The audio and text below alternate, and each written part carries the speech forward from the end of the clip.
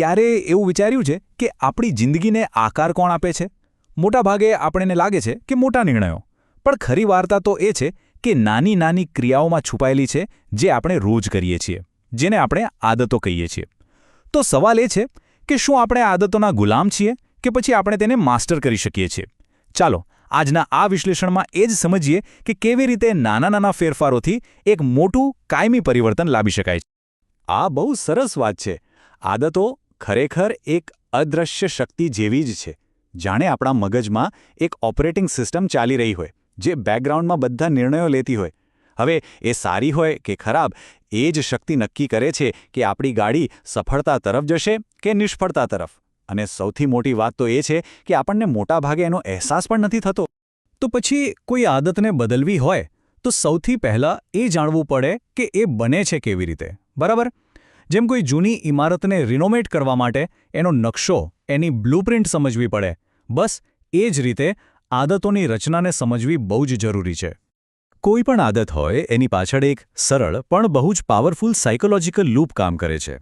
ચાલો એકદમ સહેલા ઉદાહરણથી સમજીએ, જેમ કે રોજ સવારે ચા પીવાની આદત. જુઓ, સૌથી પહેલાં આવે છે પરિસ્થિતિ, એટલે કે સવાર પડી. આ એક ટ્રિગર છે. એના જવાબમાં શું થાય? પુનરાવર્તન, એટલે કે ચા પીવાની ક્રિયા. અને છેલ્લે શું મળે? પુરસ્કાર, એટલે કે તાજગીનો અહેસાસ.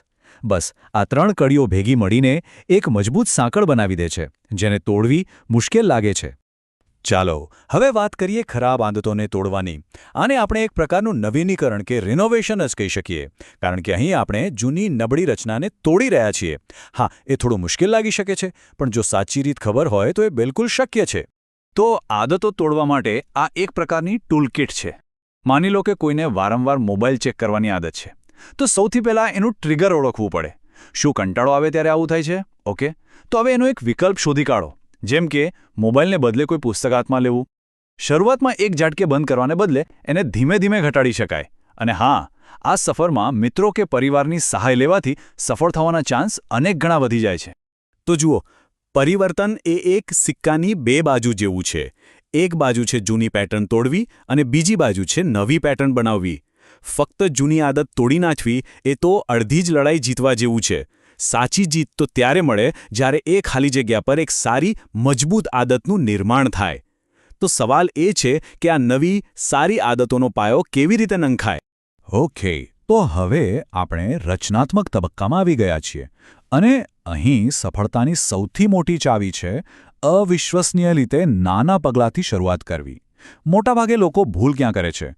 એ લોકો મોટો કૂદકો મારવાની કોશિશ કરે છે. પણ હકીકત એ છે કે એક નાનકડું ડગલું ભરવું એ વધુ અસરકારક સાબિત થાય છે. નવી અને ટકાઉ આદતો બનાવવા માટે આ માર્ગદર્શિકા બહુ જ કામની છે. પહેલું, નાની શરૂઆત કરો. સીધા 1 કલાક જીમ જવાને બદલે રોજ ફક્ત 10 મિનિટ ચાલવાથી શરૂ કરો. બીજું, નિયમિત બનો. રોજ એક જ સમયે એક ક્રિયા કરો. ત્રીજું, પ્રેરિત રહો. વારંવાર પોતાને યાદ અપાવો કે આ બધું શા માટે કરી રહ્યા છો. અને ચોથું, પોતાની પ્રગતિ નોંધો. એક ડાયરીમાં કે કોઈ એપમાં ટ્રેક કરવાથી ગજબનું પ્રોત્સાહન મળે છે. યાદ રાખો, આ નાની નાની જીત જ મોટી સફળતાનો પાયો નાખે છે. પણ આ નાના ફેરફારો આટલા શક્તિશાળી કેમ છે? એનું કારણ છે કમ્પાઉન્ડિંગ ઇફેક્ટ. જેમ ચક્રવૃદ્ધિ વ્યાજમાં પૈસા વધે છે, એમ જ નાના સતત પ્રયત્નોની અસર સમય જતાં અનેક ગણી વધી જાય છે. આ કોઈ જાદુ નથી, પણ સાચું કહું તો એ કોઈ સુપર પાવરથી ઓછું પણ નથી. ઘણીવાર આપણને બધાને આવો સવાલ થાય, ખરું ને, કે ભાઈ આટલા નાના ફેરફારથી વળી શું ફરક પડવાનો છે? આ એકદમ સ્વાભાવિક પ્રશ્ન છે, પણ એનો જે જવાબ છે એ જાણીને કદાચ આશ્ચર્ય થશે. હા, 37 ગણો. આ કોઈ મનગણત આંકડો નથી, એની પાછળ પાક્કું ગણિત છે. જો કોઈ વ્યક્તિ દરરોજ પોતાની જાતમાં ફક્ત અને ફક્ત 1% સુધારો કરે, તો વર્ષના અંતે તે જ્યાં હતી તેના કરતાં 37 ગણી વધુ સારી બની શકે છે. આ છે નાના ફેરફારોની ચક્રવૃદ્ધિ શક્તિ. તો આ નાની શરૂઆતની રીત આટલી સફળ કેમ છે? મનોવૈજ્ઞાનિક રીતે સમજીએ તો એનું કારણ એ છે કે એ આપણા મગજને ડરાવતી નથી. એ એને સરળ લાગે છે.